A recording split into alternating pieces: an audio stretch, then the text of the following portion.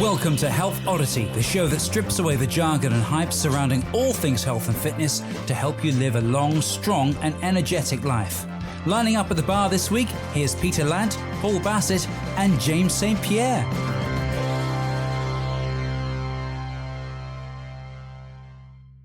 Hello and welcome to the Health Oddity podcast, episode number 147. I've been reliably informed because I never know which one it is because it's usually James who does the introduction, isn't it? But you know, I took over this week, put my foot down with a firm hand. So anyway, we've got a cracking guest this week. I'm so excited about this. This guy's been all over my Facebook feed for years, and it's just been a landslide recently, but in a good way. It's been great. But anyway, we'll get to that in a moment. But first, let's introduce our two regular hosts. First, let's go to James. Why not? Because James never gets to do his introduction for himself and everything, does he? How are you doing, James? You all right?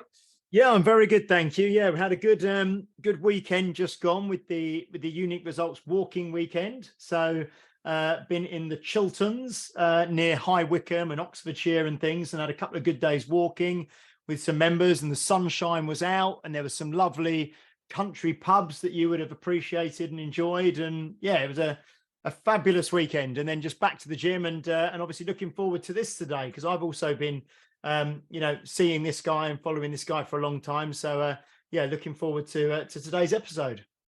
Excellent. Nice one. How about you, Paul? How are you doing? Wearing the Health Oddity t-shirt. For those of you who can't see what I'm doing, I'm just wearing a t-shirt that's been in the tumble dryer a few too many times. Is it the tumble dryer that does it? Is it? I thought you were boiling it every time you washed it or something. Well, probably. Doing it on like a massive pot on the cooker, like with your pants in that, like Uncle Albert on. Yeah, yeah. I'm out on the riverbanks whacking it into stones, to dry it off. But I'm the only one without a beard today. You are. Yeah, you are. Yeah. That's all right though. It's okay. That's all right. Actually.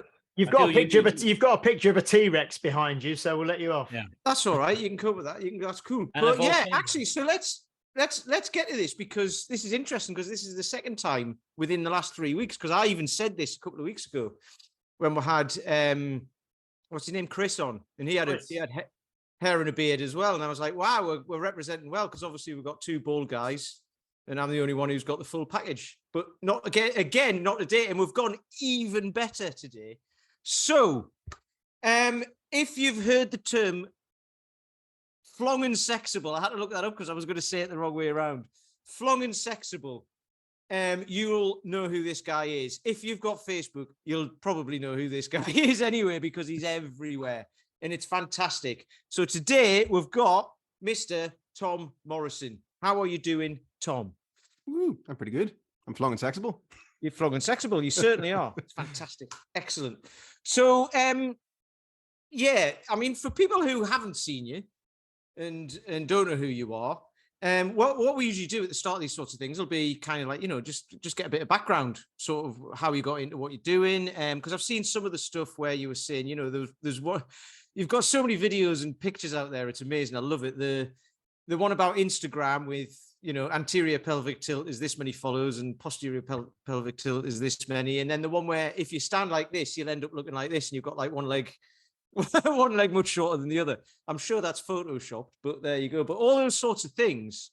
So obviously, you've obviously had a journey of having to learn about all this stuff from your own experience by the looks of it. So if we just start from where that all came from, if that's okay, and then we'll open up the conversation further. Okay. Well, I was born in Aberdeen. No, whenever I was younger, I didn't have any interest in training at all or sports or anything like that. All I wanted to do was play heavy metal music, be in a band, drink and smoke. That was me. And then at 25, all of my friends started calling me Beef. And I worked in a betting office at the time. So it was a really, really slim office. and they couldn't get past me because I put on so much weight, and they just started poking fun at me, as friends do. Good friends, the best friends you have, they'll poke fun at you. Absolutely. So that encouraged me to be like, right, well, I'm going to lose weight then. And I decided to try martial arts as a first thing to go for. Well, after I tried sitting on an exercise bike for a while, I was like, this does not work for me. I want to actually do something that's interesting. So I went and I started in a martial arts gym, and I was like, this is amazing. And like within the course of a year, changed my hobbies, my lifestyle, everything, so much, because I just found this new passion and this new lease on life. It was like, I want to be good at sparring. I want to be in the advanced classes. I want to be able to do the cool stuff. I want to, and I just got so excited about it.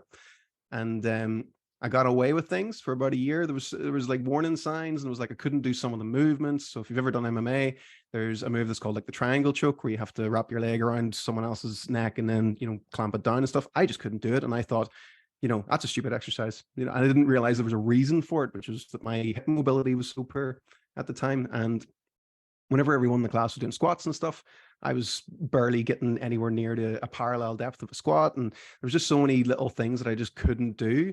And I just never really thought anything of it. But anytime I was exercising, it was like my lower back always hurt, my knees always hurt. And I just thought that's the way people feel, because you don't know how everybody else feels when they're doing stuff. You're just like, that must be normal. And yeah, that's why we're a big proponent of telling people that is not normal. You should not feel like that.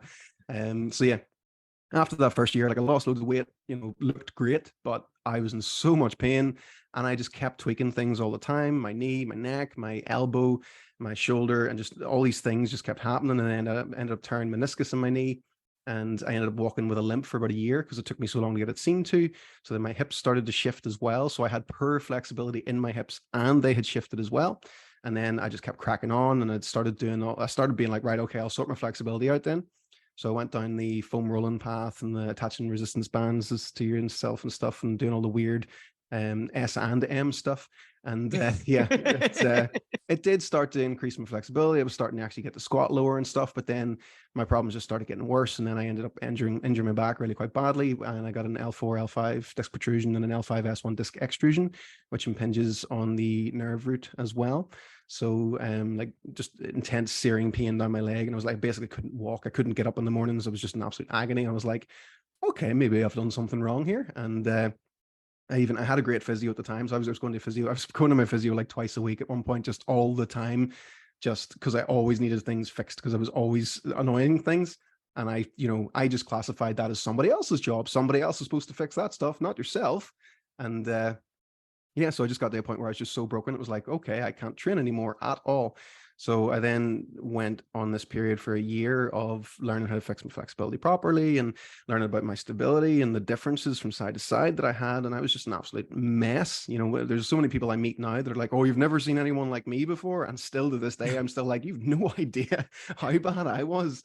And yeah, so over the course of a year, I ended up fixing myself completely, and I moved so much better. I was doing some of the mad stuff that you maybe see me doing, all the handstand stuff, and doing workouts of like I would do like 5 CrossFit workouts back to back, with like the heavy ones with the hard gymnastics movements. I would do them back to back for fun, and my recovery felt amazing. And I made so much progress in the course of like a 6-month period compared to like a 2-year period beforehand, and just because I moved better. And then I finally got my letter to get my MRI scan for my back. And at that time, I believed that, the disc that had slipped must have went back in or whatever. That's what I believed. And I went and got the MRI scan, and I got the report, and it still showed the structural damage that I have. And I was like, well, that doesn't make any sense. Why am I being told by doctors not to move now and change my career and all this stuff? And I was like, so I started to delve more into that, and I just realized all over the world, there's so many people in that same way. Like they maybe hurt themselves when they're, in their late 20s, early 30s. And then you meet them at 50 and they haven't done anything for 20 years because they were told not to once. And it's like, that's a big deal. People that haven't played with their children because of pain, like it's a big thing. So we're very passionate about getting people to realize that a lot of stuff is fixable, and a lot of diagnoses that you can get and syndromes you can be labeled with and stuff are absolutely changeable through movement. And this doesn't have to be complicated. It's just consistency. So that's kind of what led us to doing what we do. That's really interesting. We had Stuart McGill on a couple of years ago, and he was talking about like sort of back mechanics and stuff like that. But he gets to see people who've already hurt themselves, doesn't he? So everything he sees is people who've got a bad back. But I think that's interesting that the structural damage is still there, but the pain is gone, and you can do more than you were ever able to do beforehand anyway, because of getting that mobility in. I have muscle atrophy of my left glute. So my left glute is visibly smaller than my right glute, and I can't change that. I can't fix that because of the nerve impingement, but never get any pain, and I can still balance on it, and it doesn't give me any issues. Okay, that's excellent. So, I mean, your SMM product, the Simple Mobility Method. How long has it taken you to develop that? Was that because obviously it sounds like you've worked it on yourself, and then kind of just said, right, how can I start to because one of the things about this stuff is it's really hard to make it accessible to everybody, isn't it? Because you're like, well, here's what I did, so just do that, and it's like, yeah, but I haven't got the same issues, or the same pain in the same places. But I suppose it's like the same. You can still do the same stuff for all your joints to get them into to get your organism working together. So how long has it taken you to put that together? Because obviously you started out when you were in your 20s. So how long has it taken to put that together? Well, that was over the course of a year, and working, because I was coaching at the time, so I was working with other people, and I was just realizing that other people already had these problems that I had as well. They just hadn't got hurt yet. And because we worked with people for like a 5-year period at a time, you'd get to see just over the period of a year, someone going, hey, they had that hip problem I had. Oh, now their knees sore. Oh, I'm shocked. It just kind of went that way. And I just started to notice all these patterns with people. And the way I kind of went was like, what would I have wanted if I could have went back in time when I was at my worst to just be like, do this, shut up, do this. This is it. Just do this. And that's what I wanted to create. And when you really it's called the simplistic mobility method. And it is literally just 15 exercises. You do them in order. You do not change the order, and you stick to it, and you be consistent with it, and you will make a lot of changes with stuff. And if you read through our reviews and stuff, you'll see people like, it fixed my knee, it fixed my hip, it fixed my back, it fixed my upper back, it fixed my neck, it fixed my elbow tendonitis, all these different things, and it's all from the same movements. And the way I kind of worked with it was like, okay, these are the things that I really, really struggled with. What are those principles of movement then? What was it that was my problem? And for me, my right hip was severely lacking external hip rotation, and it was like internally rotated. So my right knee actually pointed towards my left knee. My left knee was straight. This was never picked up by anybody that I went to. And like, I spent thousands on treatments and stuff, and I had no stability in that right side either. My right shoulder was a lot more mobile than my left shoulder. There was just all these little things. So I was like, well, hang on, if I had known to check all of those things and compare the left and rights, I would have picked them things up. So I know which exercises now to use to put into a program to give people to be like, do you know you have these differences? Because you can get away with stuff for a long time. You can get strong wrong for a long time until you don't. And then it's all of a sudden, oh, I need to fix that one thing. And it's like, you 10 things that you need to actually work on, So that's the way I kind of designed the program. And then I made the realization that it was so important that if you're going to stretch something, you must integrate it straight away with a strength movement as well.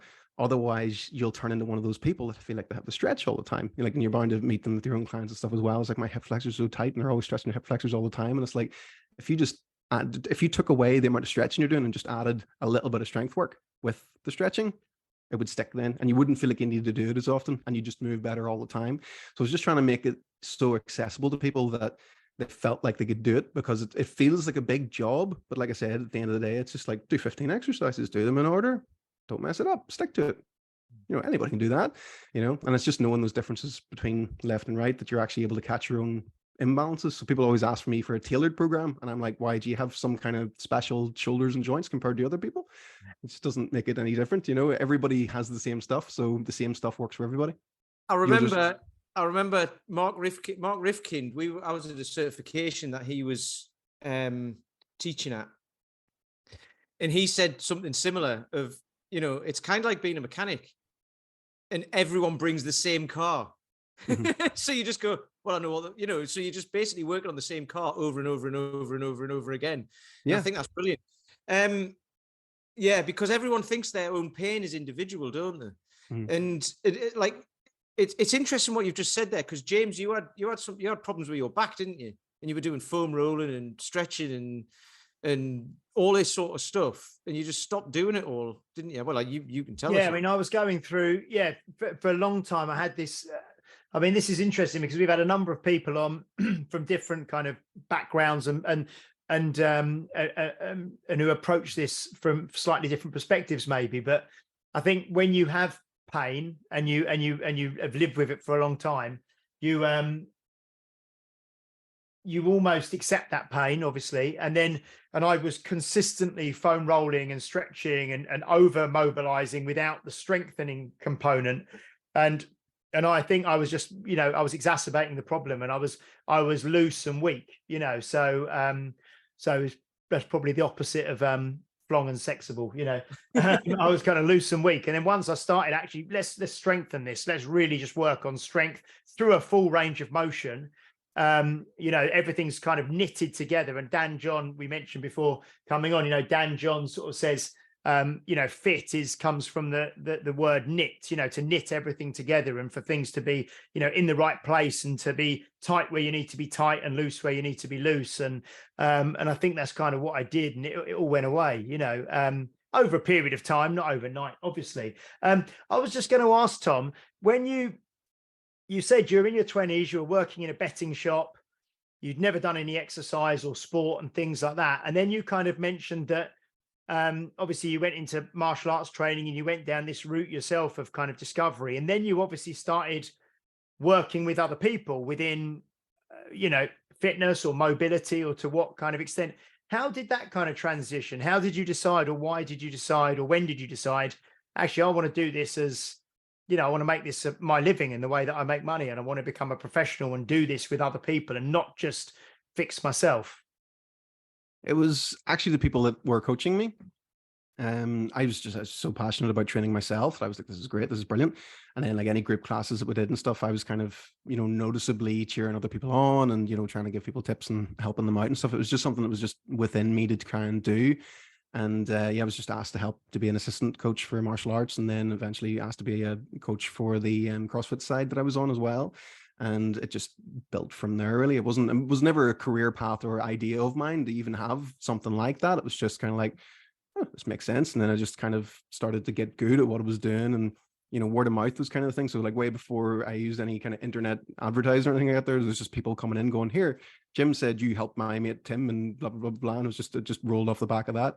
And then eventually it just got to the, like, exactly like you said about analogy about people being cars. I got to a point where I was like, I don't even need to be here to teach people this stuff. I could just, if I teach it really well on a course, I could just have that online and people could do it themselves, take themselves through it. And the same thing started to happen online as well. So it was the exact same stuff I was using in person with people. They were just doing it online. And then the same thing, they were like, this program's great. This is amazing. And the word of mouth spread. And then it was like, oh, here, this has actually become a business. So me and Jenny always joke. So Jenny was training in the gym whenever I first met her. And she has all the computer smarts, like absolutely everything. She built the website. She just does anything that requires anything to be online. She does it. I am a complete dinosaur with technology. And it was just like, it just made sense eventually for like me and her to just, right, okay, let's be business partners here and actually make something out of this. And so we always joke, like we accidentally started a business. That's how it came about. And it was just through the biggest thing that people always ask is like, how do you do what you do and stuff? Just get really good at what you do first, and it'll, work. You can't just have a great business. You got to be really good at something first and build a business off that, rather than, starting just, oh, I'm going to be the best. You've got to hone your craft kind of thing. And through getting hurt and not starting until I was so much older, so me not starting exercising until I was 25, I really know what it's like to not know how to move at all, so it helps me relate a lot to people. You took a slightly different angle though when you're trying to put flexibility in front of people, because most of the time when you see kind of flexibility adverts and different businesses, they're either more the kind of holistic kind of Pilates, yoga kind of approach, the serene side of things, or there's a gymnastic element, but you really kind of pulled in your kind of humor to kind of target people. I mean, what made you kind of go down that avenue? What was working about that made you think, okay, let's really focus on that? Well, a lot of the stuff that we teach is so boring, and it's like, it really doesn't have to be. I used to sit through podcasts that, were like well over 2 hours long and stuff, just hoping to catch a wee glimmer of 5 minutes that were useful and stuff. And I was like, why is this so hard to get this information? And I was like on the internet looking for studies of things and all, and just like I would have spent hours and hours and hours just to get this information. That was my passion. But for other people, it's not like that. They're like, I'm sore and I can't be bothered with it. They don't want to spend hours online and looking at these things. They want to be like, hey, here's what can really help you now. And if we can just give them something for us, just to give them something that's so accessible that they almost would feel silly not to try it. It's like, hey, put your leg up in your stairs and have a bit of a wiggle, and we're not going to call it proprioceptive, PNF stretching or, contract, relax and all that there stuff. We're not going to use any of those terms. It's like literally leg up in the stairs, have a wee wiggle, see how it feels. And then when someone that hasn't done that for maybe 5 or 10 years or ever does that, they are like, hey, my hip feels a little better. What else do you do? And they'll it's kind of like a gateway joke. So we always joke about that, just getting people started that wee bit. And it's just the whole silliness idea is to just make normal people that don't really care about fitness actually want to give it a go. And then what you'll find whenever you help someone to move better is they'll be like, all right, I'm going to give maybe this fitness thing a go and actually join a gym and actually, go from there. So I just got way more passionate about helping, because I was training weightlifters and stuff and, helping people hit PRs and do competitions and all this stuff. And I was like, yeah, I don't really care if I don't see any deadlift PRs anymore. It doesn't really excite me. But see, when I see someone who doesn't care about their own physical fitness or how they feel actually go, oh, hang on, I can make myself feel better.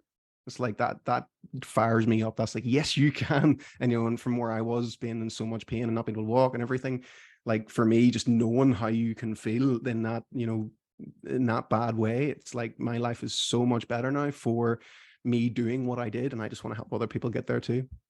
You want to be careful with that, because you might turn gyms into fun places to be. I know, right? I can't be having that. Imagine that. Yeah. I'm not like talking about, like Paul and I haven't got a gym, but Paul and James's place are obviously, fun. I've been to James's one. It's a great place. We enforce fun. You have to smile in my gym. You're not allowed to have a sad face. Yeah, organized fun. Yeah. I was going to say, Tom, what I think is really that there was obviously, body coach Joe Wicks, when he first kind of came out on, online a number of years ago. And obviously he kind of hit really big through the pandemic and get involved in kind of PE for kids and all that kind of thing. You've kind of, and the thing that I think a lot of established kind of, if people call themselves fitness professionals or, personal trainers, whatever, get very snobby about certain things, don't they? And he got a lot of flack, and people and I think it's people like to just tear down other people who are doing well. But he was so accessible and made everything so accessible. And I think and obviously he built his platform largely online. And with what you're doing now as well, I do see some, because I saw I was reading some of your comments the other day where you do get a few people who kind of say, oh, this guy is a bit of a clown, or I don't like the way he's kind of being silly. But like you said, if you don't have the knowledge and if you're not good at what you do and the content you're putting out isn't good, then you are just a clown. But you've got you're making it accessible. And I think, people either like that, like your delivery of the message, or they don't. And obviously plenty of people do, because like you said, you've sold, like, I think you said 25,000 kind of SMM, packages, if you like. So lots of people do get drawn to your message. And I think that who you're talking to as well, don't you? You are talking to the everyday person who was like you when you were 25 or 30 or 35, and they're not kind of gym goers at the moment for most of them. But do you find that, do a lot of people, you mentioned CrossFit as well, people who are more serious about their training and their exercise come to you for their kind of mobility education as well? Or are you mainly kind of aimed at the people who are new to exercise? Would you get across, if you see what I mean? The majority would be the average person, which I class myself as, even, anything that I can do that looks kind of impressive. When I get in the room with the people that actually do that as their thing, I am nowhere near them, but it's the average person is the main people that we would help. But we do have a lot of like more high-end athletes and powerlifters and CrossFitters and stuff that do ask us for advice. There's a lot of strongmen as well, actually, and even people that would be really good yoga practitioners and stuff, just for my take on certain things, because I'm very good at figuring out the gaps in a training method. and everything has gaps in some sort of way. And that was what I was always after. It was like, right, okay, what is Flong and Sexible? It's the right combination of strong and flexible. That's what it is. So it's making sure you have enough strength, enough flexibility, so you can go and do back bends and the splits if you want to, or you can go and deadlift a world record if you want to. You got to have the Flong and Sexible first. And if you want, that can just be enough for you as well. You don't need to pursue, you know, a world record or a massive, you know, run 5K PR time or whatever. You don't have to do that if you don't want to, but you still want to be Flong and Sexible. You still want to have enough to feel strong and not like you're gonna snap if you bend too fast or something like that. So yeah, we do work with anybody and everybody really, and a lot of coaches and stuff as well. So like predominantly people at our seminars would have a lot of physios and chiropractors and strength coaches and stuff would come to our seminars as well as regular people too. So we work with absolutely everyone, and we're excited to work with other people too. So I love to talk to other professionals and get their insights and things as well, because it helps my knowledge too. So the more people I've worked with over the years and seeing how they do things, it's just expanding my knowledge. So, you know, there's no reason not to communicate with anybody, I don't think. Yeah. And with your sort of content creation, because that's kind of, we've had a number of people on before. We had Mark Lewis on a little while ago, who's kind of a YouTuber who's kind of exploded really with what he does. And he kind of, I'm just wondering, the imagination that goes into your kind of content that you create, do you sit down? Is this just stuff that the way you present, like you say, it's 15 movements or 15 stages, but the way that you kind of put your infomercials and things out there, does this just come to you and you have an idea? Would you sit down and kind of talk it through with Jenny, or is this just, you know, is it just your creative kind of side coming out and then you think, I've got an idea? Because I watched the one in Barcelona as well that you did, I think, and you mentioned just before we came on, when you're kind of just walking along and, you know, picking people up and moving them on benches, and you had the I can't remember, the Gaudi Cathedral behind you, and yeah, it was fantastic. You know, I mean, do these things just come to you and you think, I've got a good idea, we're just going to do this? Or there's like a 50-50 of that. So me and Jenny, we meet every Tuesday, and that would be like our ideas session where we try and come up with ideas as well. And then the other times is like, if I go for a walk or something, maybe halfway around, I'd be like, ooh, and I'll just whip my phone out and write an entire script in one go, like the Office advert and the Battle of Flong one, if you've seen that one as well. It was just like I write, when I come up with the idea, it's out of me in 5 minutes and it's like ready to be tweaked. But like I would need to, like I said, go for that walk, you know, and it maybe takes me 45 minutes of the hour walk to be like, oh, I have an idea. Or sometimes it's like a 3 a.m. thing as well, you know, I'm like, oh, that would be really funny. And then I can't sleep the rest of the night because I'm so excited about it, which is annoying. Honestly, we should have a little bit at the end of this. Which is your favorite Tom Morrison video? Because it's like watching through old episodes or something, and you've always got your favorite bits. Because I remember the one of you in the room, and I think Jenny knocks on the door because you're making all these funny noises. And it's like, what are you doing? And I'm like, I'm watching dirty movies while you're you're doing foam rolling. And yeah, don't let anyone know I'm using a roller. It's absolutely brilliant. Oh, it's gone silent. How's that? That never happened. No, so Tom, with your SMM, so people just, like you say, it's not a monthly subscription, is it? People just sign up to it and get it. Because Nikki, who works with me at the gym, she's got the SMM program, and I told her that you were on today, and she was really excited that we were coming on and talking to you. Awesome. Do you also? You mentioned workshops and things as well for other trainers. How many of those do you do, like live kind of workshops or seminars? Is that something that's kind of a regular part of your year? Do you do those regularly, or is that kind of a bit ad hoc? It was before COVID, and then after lockdowns and stuff, we kind of just got out of the swing of it. And then like the first one we came back to do, it was like 5 people came to it, and I was like, oh no, nobody comes to seminars anymore. What's going on? You know, because it was straight after the lockdowns, and it was like, maybe these aren't a great idea. So we haven't really got back into the swing of it and doing them as often now, but we're going to now because we've got JP now helping us out with a lot of the stuff, the back end stuff. So it takes a lot of workload off myself and Jenny doing everything all the time. So we're going to have more time to be able to organize more seminars and stuff like that. Because it's great to meet people. Like I really do miss working with people in person, because I used to take every class every day, like at 6 a.m. and then I would take the 10 a.m. and then I would take the 5, 6, and 7 p.m. classes and stuff. I used to work with people all the time. And now just being online, it's like, it's a bit lonely. It's a bit weird. So I would do in-person sessions once a month now, and then get into the seminars and getting to meet people that like you get to talk to online and from the group and stuff. Come to the seminar. It's so much fun as well. And just by the way our brand is, and that it is friendly and it is fun and stuff, the people that we attract are always really fun and great to get on with as well. So it's pretty cool. That's the thing. Sorry, I was just saying, I suppose you put the energy out there and you attract your tribe, don't you? And like we said, there are maybe a few. At the end of the day, if you put yourself out there online, and you sort of stick your head up, there are going to be a few people who are going to knock you down or not like what you do. And Pete, we've spoke about this before, haven't we? About I get loads of it for some reason. I don't know why. Pete gets loads of it, but on the flip side, there was I remember someone years and years ago said to me, if how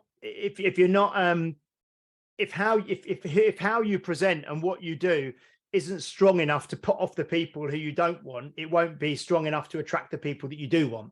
So it's nice that you detract the people you put off the people who aren't your people when you attract the people who are. So when you do turn up and do workshops and people sign up, that they're buying into you, aren't they? They like what you do, they like how you present, and they buy into you, which is fantastic. Sorry, Paul, I cut you off. I was just going to go back to a point about the difference between being in person and online. One of the things actually is we were discussing it with my team this morning.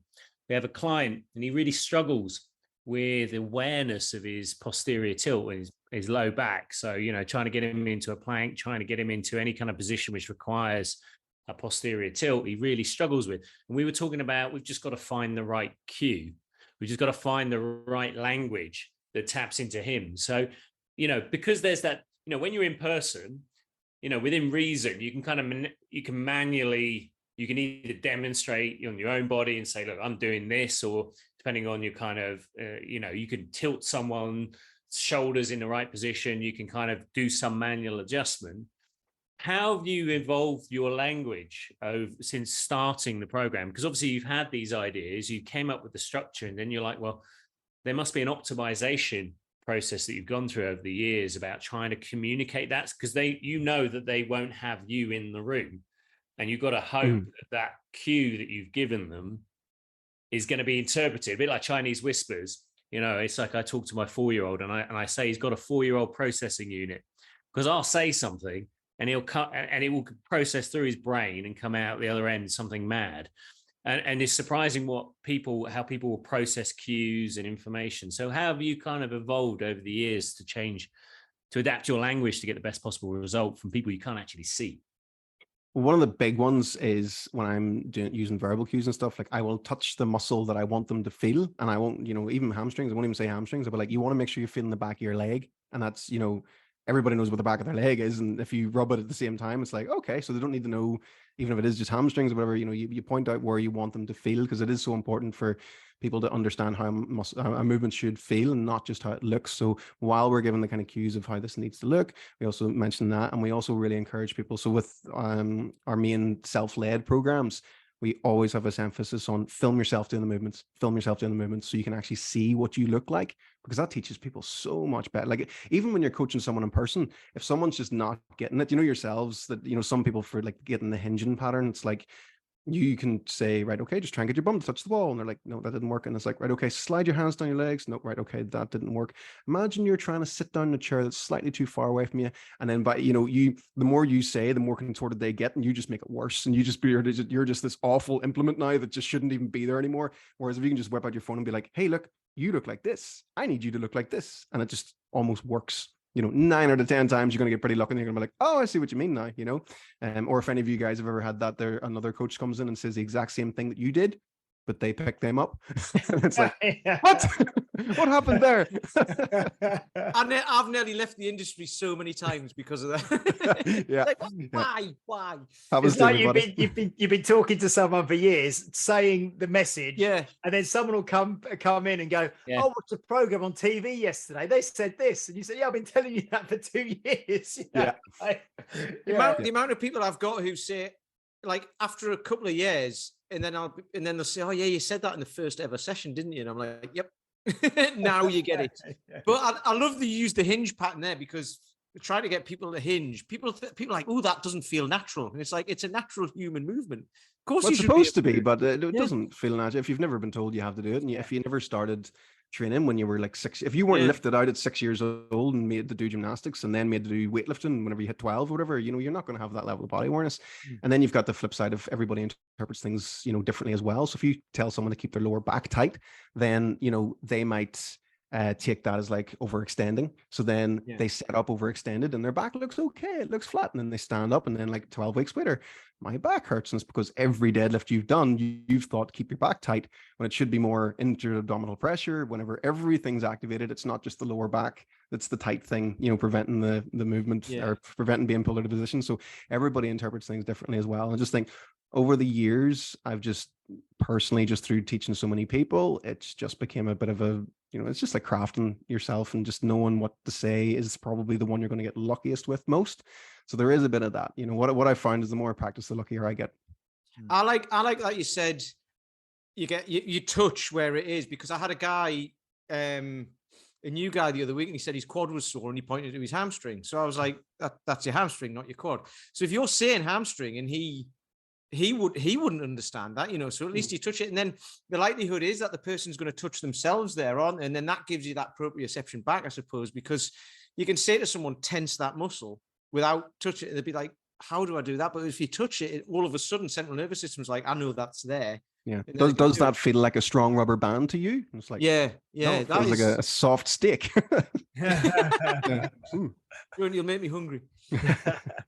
I don't know if you know, Tom, do you know Mark Fisher at all, from Mark Fisher Fitness in New York? Have you come across him at all? Because he trains, we actually haven't had him on yet, but I've met him a number of times. He's, again, this idea of tribe and talking to your tribe and using the language and the presentation that they like.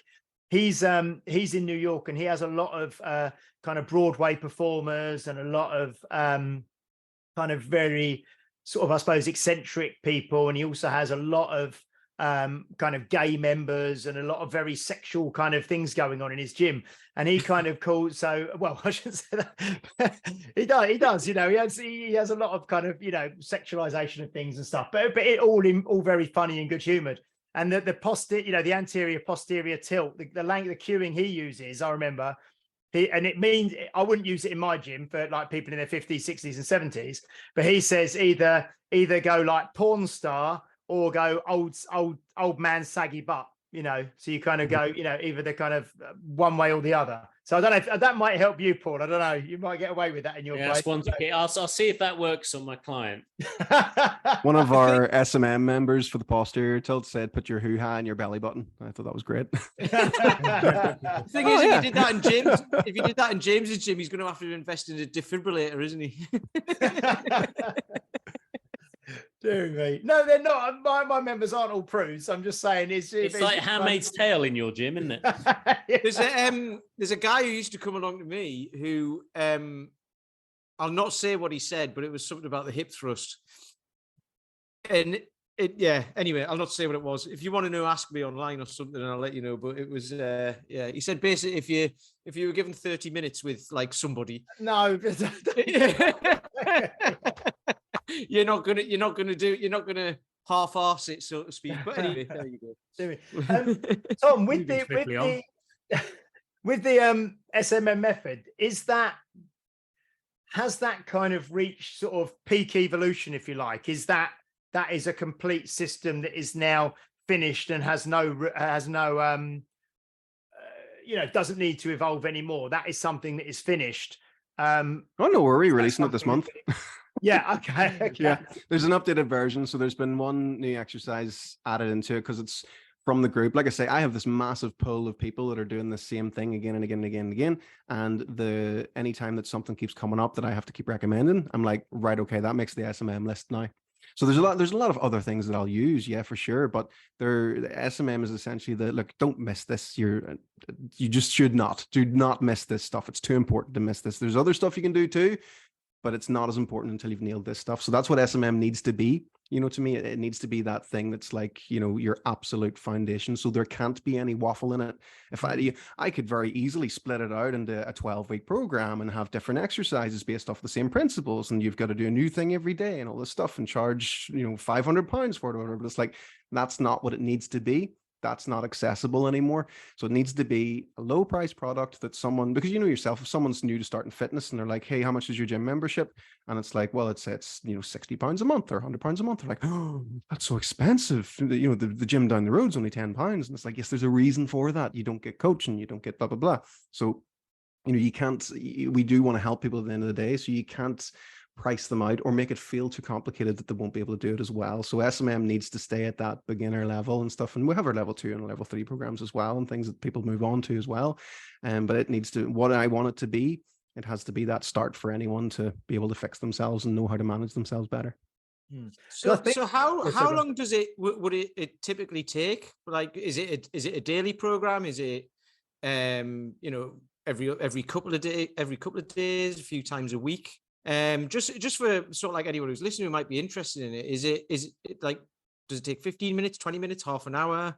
Because that's a big thing for people, isn't it? Like when they're buying something, they're like, well, if it's going to take all day, because there's so many things that you hear of, just do this one thing and everything will be sorted and do it every day. But there's about 101 things that you have to do.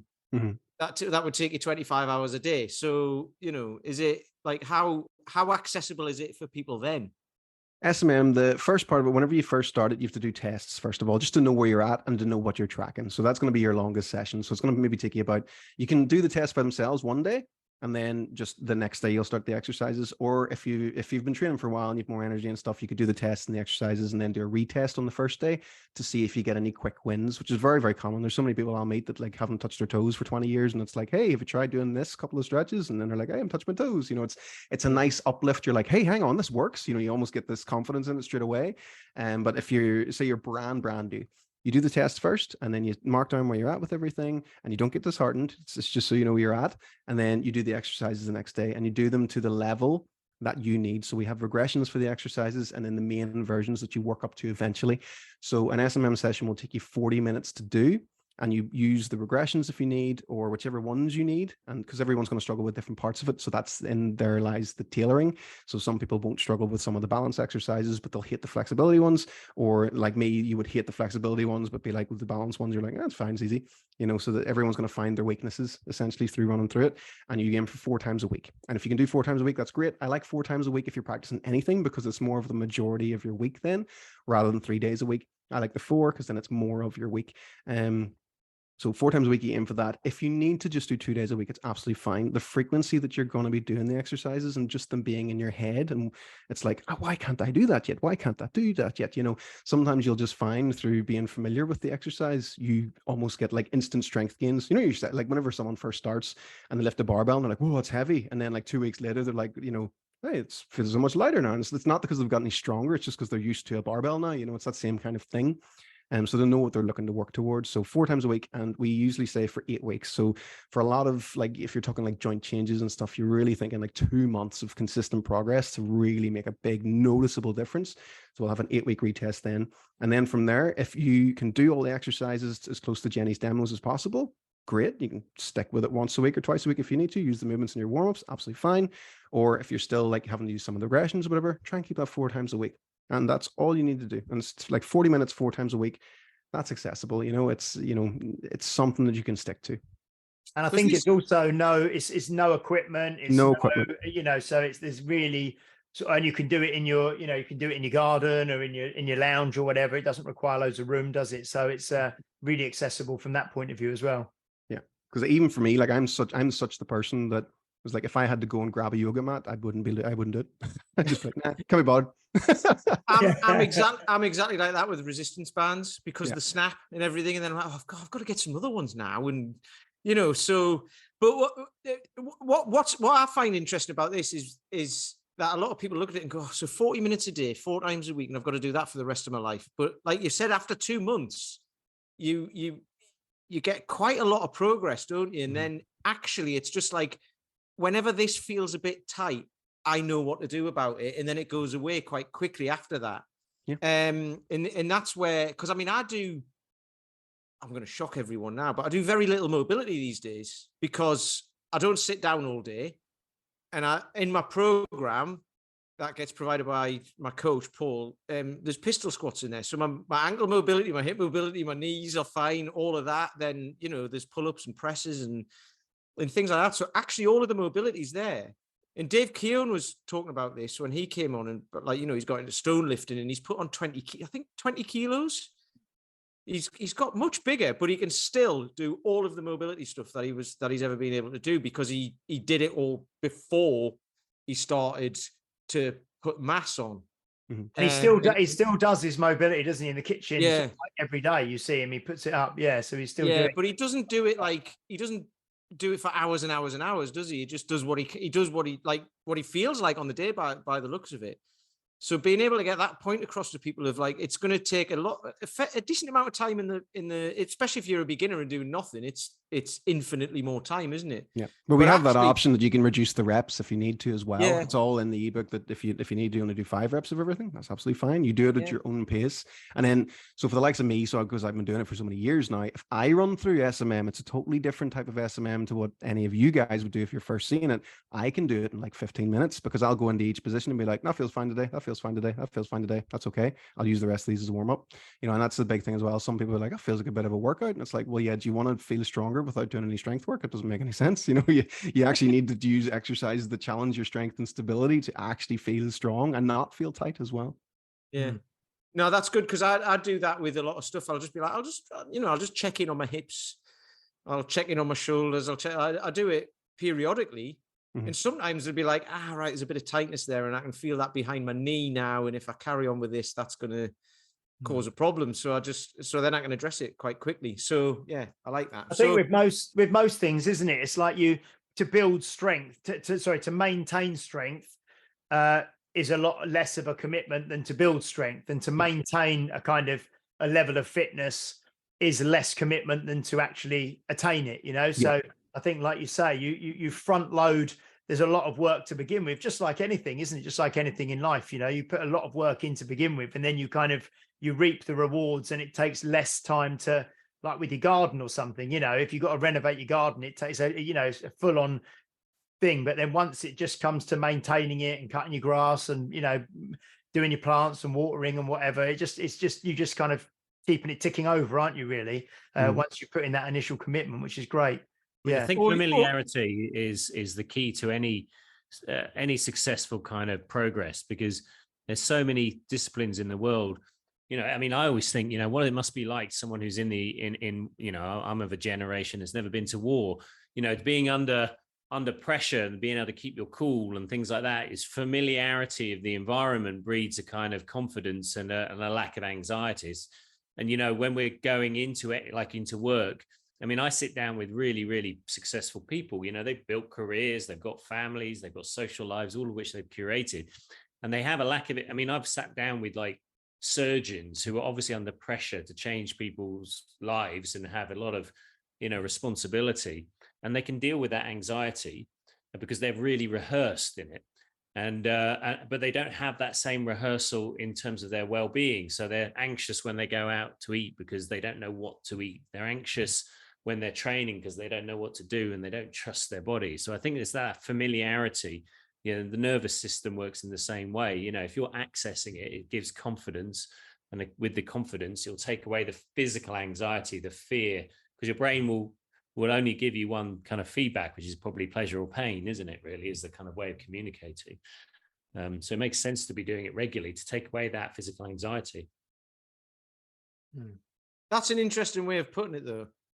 I think everyone went quiet there, so I thought the gravitas of my statement. No, but for a surgeon, it's like I don't know what to eat, but I can happily slice someone open and not give it. I trained a surgeon, a heart surgeon. He lost 9 kilos in the first month when we changed his diet, and he was doing a 9-hour surgery without breaks, and he fueled up on Iron Brew, a cheese sandwich, and a packet of Monster Munch. And that was how he got himself ready for it. He's evident. He was a consultant physician. He was extremely successful. His wife was a heart surgeon as well. But I mean, he was dealing with the consequences of people probably eating that exact meal. But yeah, but anyway. So, Tom, we spoke about it. If people are, interested in finding out more about you and signing up, well, first of all, probably finding out more about you and then making the decision or the commitment to sign up and give the SMM program a go. What's the best way? Oh, just say something sore near any device. I'll find you. Say your name 3 times. Yeah, and then the ads will just start popping up. Just like you'll be in the tracking. Anyone who listens to this, they'll have been like, "Oh, Tom Morrison," and then all of a sudden, it's like, because it's the old thing of people think their phones are listening to them, don't they? So all of a sudden, an ad will pop up, and they'll be like, "Oh, he's everywhere.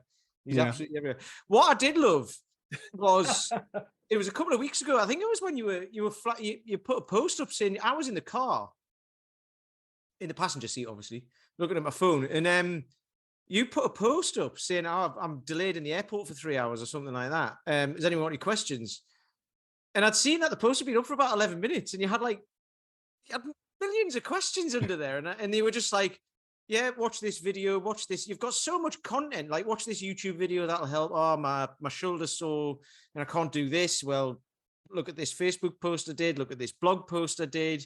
So you've got this mine of information from everywhere, which is amazing. So yeah, I love that. So obviously, if people want to find stuff about SMM, it's there, isn't it? So yeah, you just search Tom Morrison, and then a good life hack for YouTube is if you have like elbow pain, just say Tom Morrison elbow, and you'll get a few videos on it. So basically, anything you've ever heard, I've heard it 3 times first, and then I've probably worked with about 1,000 people that have heard it too. So it's never a task for us to think of content ideas. We always have things, and a lot of the stuff that we use is a lot of the same stuff, and we're just having to change the title of the video to say it's about piriformis syndrome instead of sciatica. But the same movements help those things, because improving how your hip moves is going to help both of those things. So it's really like, you'll see some of the videos will have like different titles, but we'll be using like the same movements in them, and it's because those movements work. And it's like, why would you use something that's not as effective just for the sake of it, So yeah, we keep it very simple as much as we can, but a lot of the stuff that we create is to try and meet you where you're at with the beliefs that you have, because otherwise you're not going to care. You're just going to gloss over it or not think the video's for you. So it has to be, the language that you use. It's funny because there's so much stuff. When I got into into fitness, I'll say the fitness industry, but when I got into it, it was like about 10 years ago. And the amount of people who were like, "Do you do this type of squat? Do you do that?" And there was all these different names. And I was like, "Oh, I've got to learn all these things." And they're all the same bloody stuff. Mm-hmm. I was just like, so what you've just said there is amazing, because it's like how different people look at it. But like you say, within SMM, there's like 15 movements, I think you said, isn't it? Like if you look at hips, it's like, well, right, what can hips do? Right, they can flex, they can extend, they can abduct, they can adduct, they can internally rotate, and they can externally rotate. If you want to get extra, you can go for circumduction as well. It's just when you draw circles, but we don't really count that one. So there's 6 things. There's 6 exercises you could pick then, and that will make sure you've done all of the movements your hips can do. You're not going to miss any muscles, because the 3 muscles or whatever, everything that's linked is going to be the action that makes the hip move that way. So that's how you make a program that makes sure it has everything in it. You make sure you're doing all the directions of the joint. You think about the joints, not the individual muscles. If you start going, "Oh, it's glute med," or whatever like that there, the famous ones that everybody blames, it's like you've lost. You've lost. You've maybe got really, you maybe got 3 weak areas you need to work on, and you've just picked one muscle, and maybe it's just because your balance sucks. There's so many things that are so simple to work on, and for a lot of people it's a lot easier than they think it is. It really is. It's interesting. Balance is a huge one as well, because we obviously spend most of our time on one leg, like, and a lot of people will be in pain and then go, "Oh, I need to lose weight or whatever, I'm going to go running." So then they spend even more of the time jumping from one leg to the other. And I had a guy, he's 60, he started, he's done a lot of running, a lot of rowing, he's very fit, couldn't stand on one leg, he couldn't stabilize on one leg at all. And he'd hold his breath, he'd breathe in, hold his breath, and before he even picked his foot off the floor. And all we did was just, like, we didn't really do much one-legged work. we just did some stability stuff and got him to be able to kind of brace his core without holding his breath, without like, not creating the pressure cylinder, but just being able to breathe through, but for his core to work reflexively. That's what I'm looking for. And that was a few months ago. Within like 2 months, he's standing on one leg, doing the cross crawls from the original strength stuff. And he was like, it was getting really frustrated about it. And it just opened up a whole new world for him. It's amazing. Just that one tiny little thing. So yeah, I love it. What's that? Just quickly say, because you just mentioned original strength there. I was just going to say there's so many sort of mobility programs out there, like in terms of, I suppose like original strength. We recently hosted at my gym Flexible Steel. We've had ground force method. There's animal flow. There's all this stuff. But I think that the one thing that most of those seem to be aimed at trainers, aimed at teaching trainers how to teach. Whereas I think the thing that's like I say, which I think is fantastic and brilliant, is that yours is actually you're aiming at just the everyday normal person and educating them and teaching them to do it themselves. Which so I while we've been speaking, I've kind of been trying to think, and I've done all the kind of the FMS, functional movement systems, Gray Cook stuff and things. But I think that that accessibility and that. Like you say, you don't need any equipment. You don't need to go to a gym. You just need to watch this. You need to put your foot up and have a bit of a wiggle and follow this program. I think that's what's so different, which I think is brilliant. Which we do have trainers who listen to the podcast, obviously, but most of the people who listen to the podcast are everyday people. So hopefully this will really talk to them, which I think is brilliant. Yeah. Awesome. Yeah. Excellent. That's great. I've just thought actually I might slip into your comments. And be one of those guys, because you just do this, you put your foot on the step and all of that. And I live in a basement flat, so I haven't got stairs. Use your kitchen tray then. So you're wrong. Yeah. How dare you discriminate against people who haven't got stairs? I mean, but that's the thing, is about bringing it back to normal people. Normal people don't think like coaches at all. No. Whenever we demonstrate something that would be on like a squat rack rig post or whatever, we're like, well, I don't have a pole in my house. And, it seems so obvious to us. It's like, well, just use your kitchen counter then, or your banister, or your fireplace. It's absolutely fine. But no, people don't think like that. We're not, normal people don't try and figure those things out. It's like, well, I don't have that. I can't do that. So it's like, it's so important to keep that in the way that you're teaching, I think. Yeah, absolutely brilliant. Excellent. Right. So, where can people find you? You're obviously on Facebook. Are you on Instagram? I don't even know if I don't follow you on Instagram, so I'll have to do that as well. As if I don't see enough of you on my phone. But so where's the best place for people to find you? Everywhere. Pretty much everywhere. If you search Tom Morrison, we'll pop up on any platform. So Instagram's Tom Morrison Training, but Facebook's Tom Morrison, TikTok's Tom Morrison, YouTube's Tom Morrison. It's all just Tom Morrison, pretty much. Do you know what? I love that as well, because it's not like, not being funny, but it's not like your name is an unusual name. Tom Morrison, there must be so many of them in the world, but if you look for it, you find you. That is, I love that. That is fantastic. And there's a politician that's called Tom Morrison, and he got the blue tick because he's a politician, which was annoying, so I can't get the blue tick. Oh, can you only get it once for what? Oh, right, okay, for one name. I never. Well, the way it was before, I don't know if they're changing it or whatever, but no, that's why we don't have a blue tick, unfortunately. Oh dear. Excellent, but no, that's great. So yeah, everyone, just look up Tom. Just, you don't even need to Google it. You just need to say it, and it'll be on your phone. So any last thoughts, James? No, just that I think I might have a little chat with Tom, or message Tom about maybe doing a workshop. If he's going to come over to England, and we'll sort something out, because I'd love it, and I know a lot of my members would absolutely love it, and a lot of people in the southeast, obviously. So I'll have a little chat with Tom, or ping him a message about that. But no, it's been really, really good, really enjoyable. And like I say, we spoke about this kind of thing before, but not from, and it's the simplistic, the mobility method, it is from this user friendly end, which I think is brilliant. No, so really, really good. Excellent. Awesome. Yeah, up for that. Tom Morrison, he's user friendly. You shouldn't. There's a use me. I was going to say, like Apple, isn't it? Is it like intuitive? This kind of simple, intuitive kind of stuff, which is what people need, isn't it? And it's demystifying and making it as simple as possible. Because if it's not simple, people won't do it, will they? So no, I think it's brilliant. Yeah, cool. Excellent. What about you, Paul? No, yeah, I think just parrot what James said. If it's not simple, people won't do it. How many of my clients get this huge list of things they need to do that they dump on top of their already huge list of things to do? So the simpler you can make it, the higher adherence, and that's the starting point. It's amazing what can happen when you just get people to do simple things repetitively with great intention. And if you can make it fun along the way, then that's fantastic. So thanks for taking the time out, Tom. It's really fascinating talking to you. No problem at all. Thanks very much for having me. It's great fun. Excellent. Right. Well, you know where to find Tom. Just say his name. And if you like this episode, this podcast, and everything about it, you can find us on Facebook in the Facebook group. You'll find us where you're listening to it, won't you? Because James usually does this bit, and I forget. If you don't like it, just find Peter Lant and just slag him off online. Yeah, it's all right. I'm used to it now, But there you go. But no, thanks for listening. Tell your friends, and we'll see you on the next one. Ta-ra. You've been listening to Health Odyssey with Peter Lant, Paul Bassett, and James St. Pierre. To get your regular fix of hype-free health, you can subscribe and leave a review wherever you get your favorite podcasts. You can find out more on today's and other topics at healthodyssey.com or find us on Facebook or Instagram by searching for Health Odyssey.